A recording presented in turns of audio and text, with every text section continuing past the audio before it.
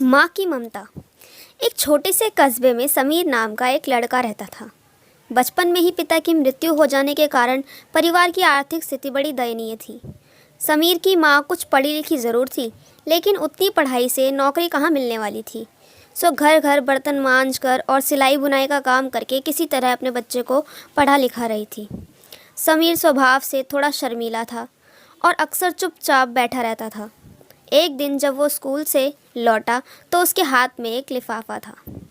उसने माँ को लिफाफा पकड़ाते हुए कहा, माँ, मास्टर साहब ने तुम्हारे लिए ये चिट्ठी भेजी है, ज़रा देखो तो इसमें क्या लिखा है।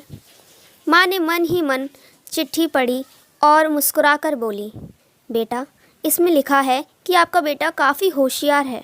इस स्कूल के बाकी बच्चों की तुलना में इसका दिमाग बहुत तेज़ है और हमारे पास इसे पढ़ाने लायक शिक्षक नहीं है, इसलिए कल से आप इसे किसी और स्कूल में भेजें। यह बात सुनकर समीर को स्कूल न जा सकने का दुख तो हुआ, पर साथ ही उसका मन आत्मविश्वास से भर गया कि वो कुछ खास है और उसकी बुद्धि तीव्र है।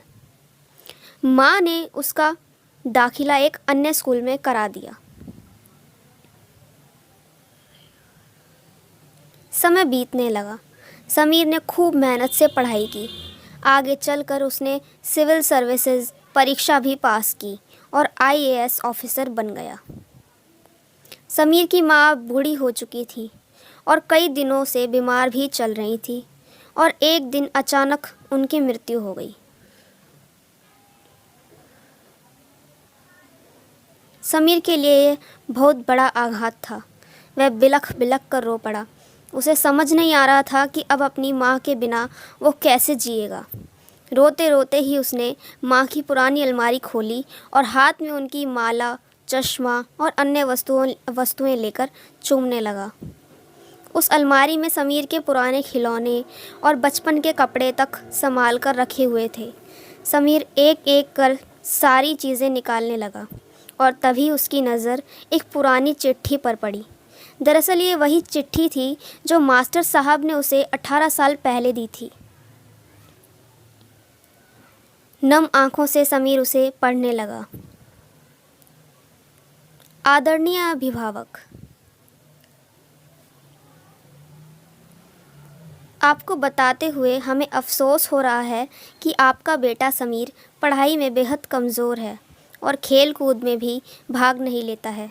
जान पड़ता है कि उम्र के हिसाब से समीर की बुद्धि विकसित नहीं हो पाई है, अतः हम इसे अपने विद्यालय में पढ़ाने में असमर्थ हैं।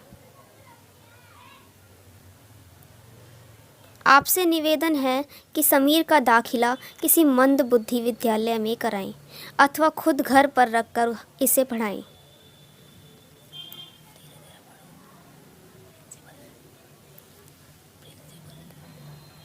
प्रिंसिपल।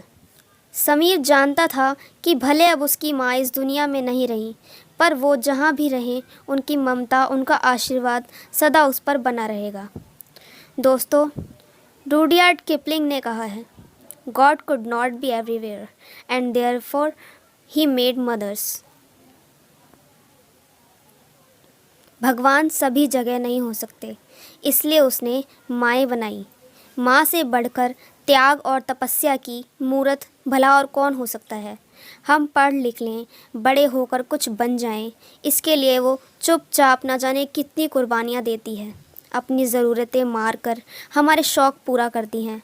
यहाँ तक कि संतान बुरा व्यवहार करे तो भी माँ उसका भला ही सोचती है। सचमुच माँ जैसा कोई नहीं हो सकता। अगर आप भी अपनी माँ से इतना ही प्यार करते हैं तो इस वीडियो को ज़रूर लाइक करें और ऐसी और वीडियोस देखने के लिए हमारे चैनल को सब्सक्राइब ज़रूर करें। मिलते हैं अगली वीडियो में, तब तक के लिए बाय।